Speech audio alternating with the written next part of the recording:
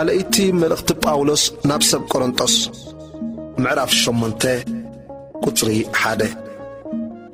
ኣሕዋቴ እቲ ኣብተን ማሕበራት መቆዶንያ እተወሃበ ጸጋ ኣምላኽ ነፍልጠኩም ኣሎና ከም ዓቕሞምን ሓለፈ ዓቕሞምን በዓላቶም ፈትዮም ከም ዝሃቡ እምስክረሎም ኣለኹ እሞ በብዙሕ ጸበባ ተመኪሮም ሓለፈ ሓጎሶምን ጥልቂ ዝኾነ ድኽነቶምን ንምብዛሕ ሕልግሶም ኣዝዩ ዓዘዘ ነዚ ጸጋ እዝን ንሕብረት ምግልጋል ቅዱሳንን በብዙሕ ልማኑ እናለመኑና በፍቓድ ኣምላኽ ቅድም ንጎይታ ድሕሪኡ ከዓ ንኣና ርእሶም ወፈዩ እምበር ከምቲ ንሕና ተስፋ ዝገበርናዮ ጥራይ ኣይኮነን እሞ ንቲቶስ ከምቲ ቅድም ዝጀመረከሙ ከዓ እዚ ጸጋ እዚ ኣባኻትኩም እውን ክፍጸም ሚዒድናዮ ኣሎና ግና ብኩሉ ብእምነትን ብቓልን ብፍልጠትን ብፀዓት ዘበለን ብፍቕርኹም እናኣና እውን ከም ዝዓዘዝኩም በዚ ጸጋ እዚ ከዓ ዕዙዛት ንምዃን ተጠንቀቑ እዚ ዝብለኩም ዘለኹ ከዓ ብፀዓት እቶም ካልኦት ነቲ ምጽራይ ፍቕርኹም ምእንቲ ክዕዘብ እየ እምበር ከም ትእዛዝ ገይረ ኣይኮንኩን ጸጋ ጎይታና ኢየሱስ ክርስቶስ ትፈልጡ ኢኹም እሞ ንስኻትኩም በቲ ድኽነቱ ምእንቲ ክትህብትሙ ሃብታም ክንሱስ ምእንታኻትኩም ደኸየ እዚ ይጠቕመኩም እዩ እሞ በዚ ድማ ምኽሪ እህበኩም ኣለኹ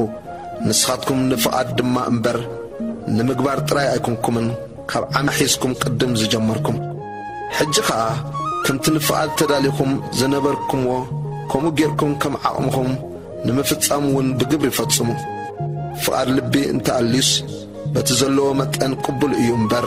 ብዘይብሉ ኣይኮነን ምንቲ ማዕረ ክኸውን ማለተይ እየ እምበር ንኻልኦትን ረሃዋ ንኣኻትኩምን ጸበባ ምእንቲ ክኸውን ኢለ ኣይኮንኩን እመዮ ብዙሕ ዝኣከበ ኣየትረፈን ሒደት ዝኣከበውን ኣየጉደለን ዝብል ጽሑፍ ዘሎ ኣብዚ ዘመን እዚ ሕጂ እቲ ተረፍኩም ነቲ ጐደሎኦም ክምልእ እቲ ተረፎም ከዓ ነቲ ጐደሎኹም ክምልእ እሞ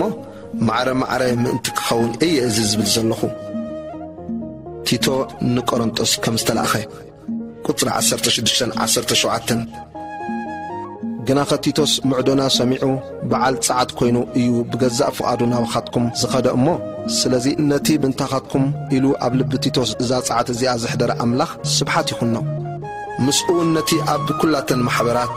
ብወንጌል እተናእደ ሓው ሰዲድናይ ኣሎና እግዚኣብሔር ምእንቲ ክኸብርን ፍቓድ ልብና ምእንቲ ከርእን